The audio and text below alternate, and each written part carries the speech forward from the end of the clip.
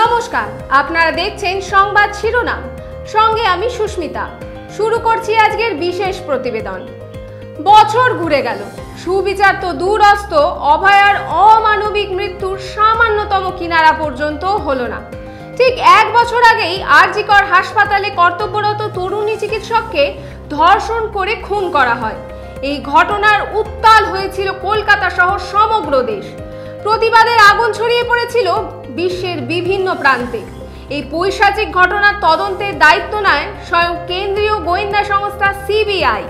এক বছর পেরিয়ে যাওয়ার পরেও এই ঘটনার পূর্ণাঙ্গ তদন্ত কেন হলো না? কেন প্রকৃত দোষীরা এখনো শাস্তি পেল না? প্রশ্ন উঠেছে সব মহলে। অভয়ার এই বিচার চেয়ে শনিবার নবান্ন যাত্রায় সামিল হয়েছিল তরুণী চিকিৎসকের মা বাবা। অভয়ার মা বাবাকে মিছিলে এনে চমক দেখিয়ে দিয়েছিল রাজ্যের বিরোধী দলনেতা শুভেন্দু অধিকারী। এই মিছিলে এসেই আহত হয় অভয়ার মা। এই ঘটনায় রাজ্য রাজনীতিতে মিশ্র প্রতিক্রিয়াও দেখা গেছে। এদিন অভয়ার বিচার চেয়ে রাজ্যের বিভিন্ন প্রান্তে প্রতিবাদ মিছিলে পা মেলায় সচেতন জনগণ।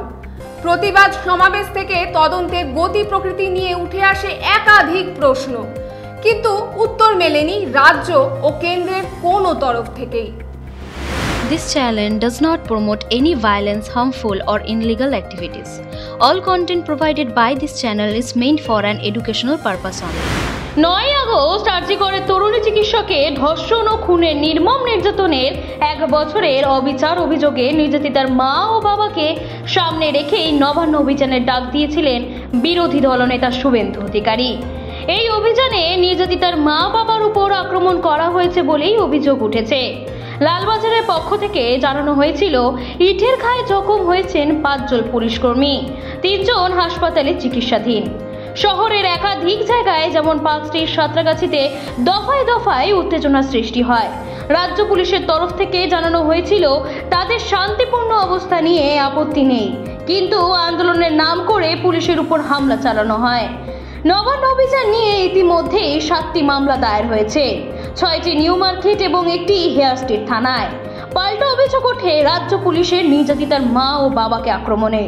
শুভেন্দু অধিকারী ও অন্যান্য দলকর্মীরা নির্যাতিতার মা বাবাকে আহত অবস্থায় বিক্ষোভ করেন এবং সরাসরি অরাজনৈতিক চিকিৎসকদের নবান্ন অভিযানে অনুপস্থিত থাকা এসইউসিআই কর্মী বলে আক্রমণও করেছেন তিনি।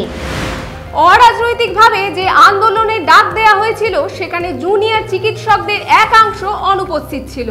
তাদের একটাই দাবি, যথার্থ বিচার পাক অভয়া। কোনো শর্তেই তারা কেন্দ্র বা রাজ্যের শাসকদের সঙ্গে হাত মেলাতে রাজি নয়। তাদের প্রশ্ন একটাই, কেন জনজোয়ারের মাঝে শুধুমাত্র অভয়ার মাকেই আক্রমণ করা হলো?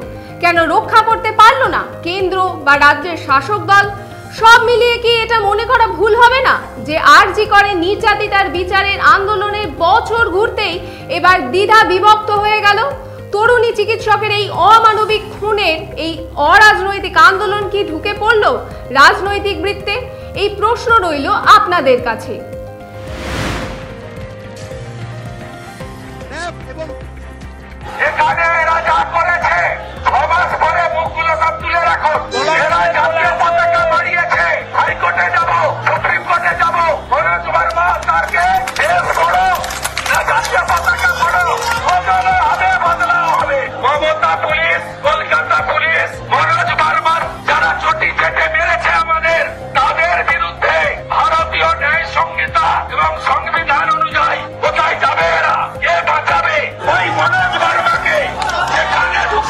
আমরা সমস্ত ধরনের লোককে আবেদন জানাই, সমস্ত দলকে, সমস্ত পশ্চিমবঙ্গে যত রাজনৈতিক দল আছে সবাইকে আমরা আহ্বান জানিয়েছি নবান্ন অভিযানে যোগ করতে। ডাক্তারদের একাংশ এবং এরা পরিচিত এসইউসিআই কর্মী। আমি যেমন সিপিএম কে তাড়ানোর পরিবর্তনে মমতা ব্যানার্জির সাথে ছিলাম, এসইউসি কিন্তু 11 সালে মমতা ব্যানার্জির সঙ্গে জোট করেছিল। শুভেন্দু অধিকারী যদি মমতার মন্ত্রিসভায় বা তার সাথে থাকার জন্য অপরাধী হয়ে থাকে, তাহলে এসইউসিও সমানভাবে অপরাধী। এই হালদার, অনিকেত মাহাতো এরা তিনি বলেছিলেন যে তিনি অরাজনৈতিকভাবে তিনি দায়িত্ব নেবেন, এই আয়োজন করবেন এবং এই কর্মসূচি করবেন। আমরা বলছি আমাদের দিক থেকে আমরা স্পষ্ট বলতে চাই, এটা যদি আমাদের কোনো কর্মসূচি হতো, তাদের দিক থেকে দায়িত্ববোধের অভাব বলে আমাদের মনে হয়েছে। যে কোথায় এতজন নেতা ছিল, তাদের কারোর গায়ে তো হাত পড়লো না। আমাদের কোনো কর্মসূচি হলে আমরা বুক ঠুকে বলতে পারি যে অভয়ের মা বাবার গায়ে একটা আঁচড় পড়ার আগে আমাদের বুকের ওপর দিয়ে যেতে হতো, আমাদের মাথা ফাটতে হতো, তারপর গিয়ে অভয়ের মা বাবা অবধি পুলিশ পৌঁছতে পারতো। সেই জায়গাটা দায়িত্ব নেওয়া উচিত ছিল, এই জায়গাটা তারা ব্যর্থ হয়েছে, এটা কিন্তু মেনে নিতে হবে। মানুষের পাশে মানুষের সাথে আমরা আছি এই বাংলাতে। আপনারা দেখছেন সংবাদ শিরোনাম ডিজিটাল, মাথা উঁচু করে এগিয়ে চলার শপথ।